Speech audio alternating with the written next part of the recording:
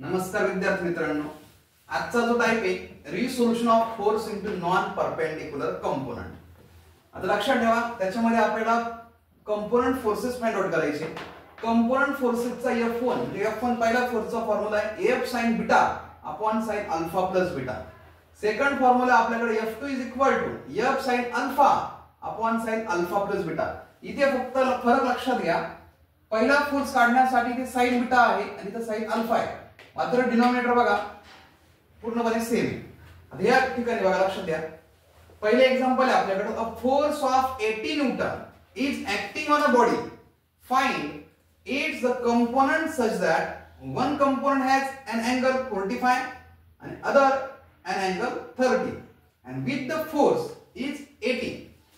लक्षात घ्या, 80 न्यूटनचा आपल्याकडे एक फोर्स आहे. Force of 80 Newton is acting on a body. Find its component. म्हणजे तुम्हाला बघा गिवन मध्ये लक्षात घ्या, फोर्स तुम्हाला दिलेला आहे 80 न्यूटन, त्याचे दोन कंपोनेंट, दोन अँगल आपल्याकडे आहेत.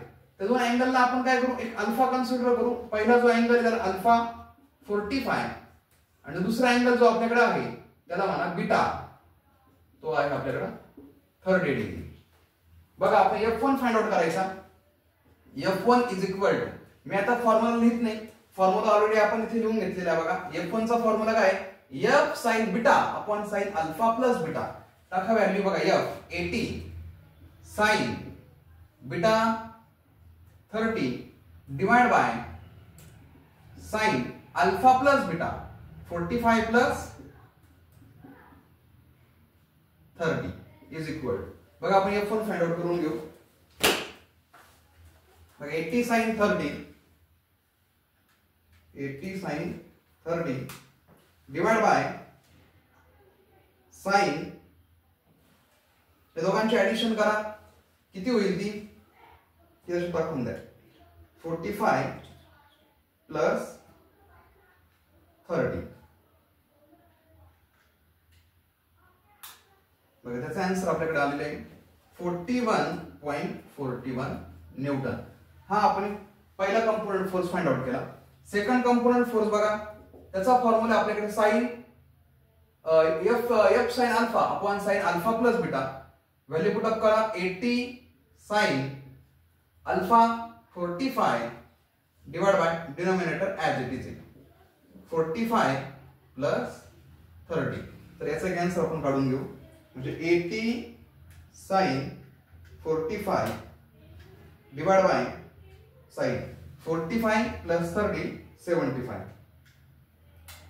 मग याचा आपल्याकडे आन्सर आलेला आहे 58.56 न्यूटन. बघा दोन कंपोनेंट फोर्सेस तुम्ही इथे फाइंड आउट केलेले. समजा डायग्राम काढायची झालीच तर आपण कसं करू शकतो, डायग्राम लक्षात ठेवा, एक हॉरिझॉन्टली घेऊ शकतो. मला एक रिझल्टंट फोर्स आहे आणि इकडे समजा आपण हा एक अँगल दाखवला. पहिला फोर्स F1 जो आहे, F1 किती दिसतो आपल्याला 41.41 न्यूटन, इथे लक्षात घ्या. दुसरा जो आपल्याकडे फोर्स आहे तो फोर्स आहे 58.56 न्यूटन आणि जो रिझल्टंट फोर्स बिटवीन जो तुम्हाला दिलाय तो आहे 80 न्यूटन.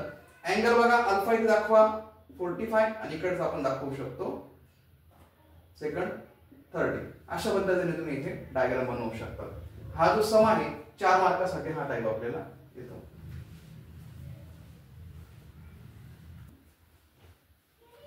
सेकंड एक्झाम्पल बघा, what are the component of 60 newton force. बघा तुम्हाला फोर्स दिला आहे किती, तो 60 newton force acting horizontal in two direction on either side at an angle 30 degree each. याचा अर्थ alpha is equal to beta is equal to 30 degree. दोघांचाही 30 डिग्रीच आहे, म्हणजे अल्फा सुद्धा तोच आहे आणि बीटा सुद्धा तोच आहे. अशा वेळेस या एक्झाम्पलला कन्फ्युजन होण्याची गरज नाही, खूप सोपं एक्झाम्पल असतं. याचा अर्थ बघा, अल्फा आणि बीटा एकच असल्यामुळे तुम्हाला डबल फॉर्म्युला वापरण्याची गरज नाही. कुठला तरी आपण एक सिंगल फॉर्म्युला अप्लाय करून घेऊ. बघा F1 इज इक्वल टू काय formula, F sin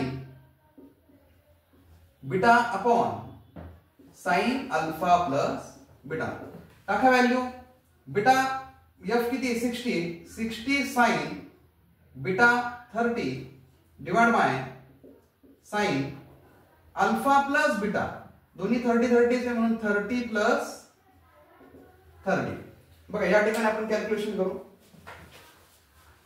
F sine beta upon sine alpha plus beta. Force आपल्याकडे 60 न्यूटन होता, अल्फा बीटा आपल्याकडे 30 व्हॅल्यू पुट अप केले आहे. तर लक्षात ठेवा 60 sine 30 divide by sine 30 plus 30 60. याचा आपल्याकडे आन्सर निघतं 34.64. बघा F1 आहे.